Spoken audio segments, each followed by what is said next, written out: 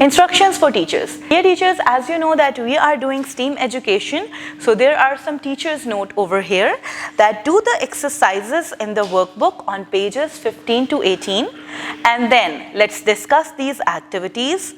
Students are little explorers. Let them fill a tub with water and let the learners place rubber ducks in it.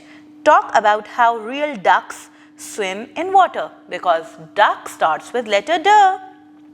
They are little innovators. Let the learners press a key on the keyboard to type the letter D. Then, being little builders, provide the learners with colorful Play-Doh and help them to make a drum.